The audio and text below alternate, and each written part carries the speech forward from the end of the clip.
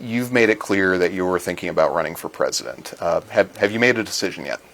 I've not made a decision yet, but it's even accelerated the decision making after the midterm elections in terms of the interest, in terms of the motivation.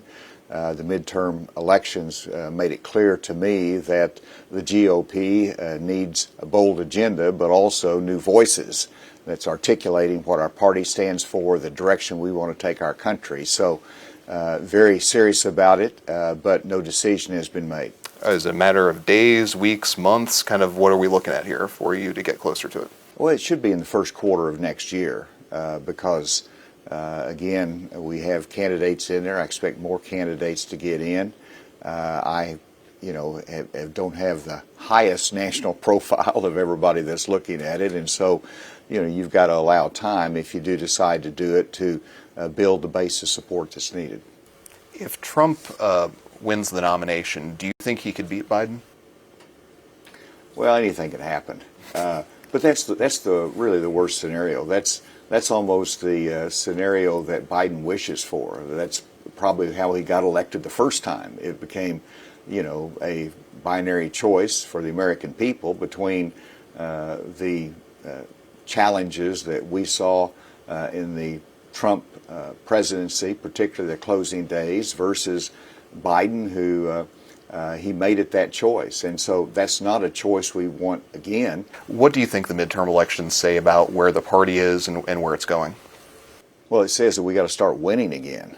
Whenever you look at the elections ever since President Trump got elected, we have not had a winning cycle, and we have not met expectations as well.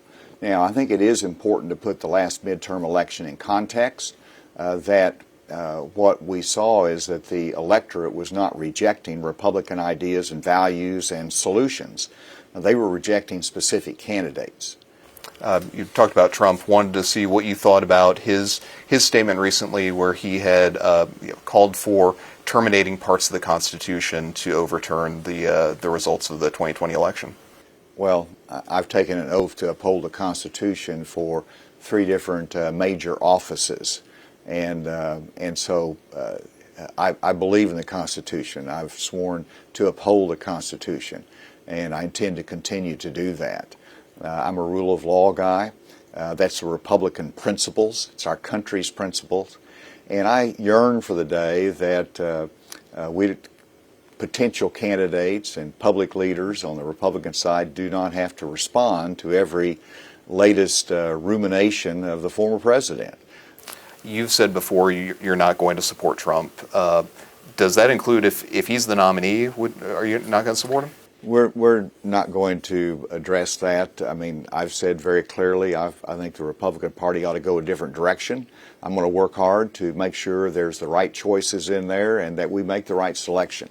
And so I think it's time to move on, and I think there's many that will join in that effort. You've advocated for and championed some culture wars issues. You've signed a number of abortion bans and restrictions since taking office.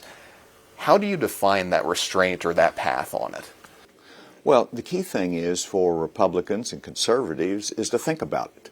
Let's not instinctively say, well, let's use the power of government to accomplish our social agenda or our cultural agenda.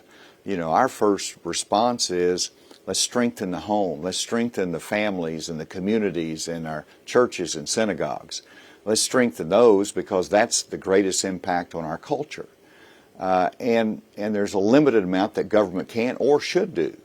But whenever it becomes, for example, to the issues of saving unborn children, those are relevant, important areas that the government should be able to regulate and to use its power to save lives.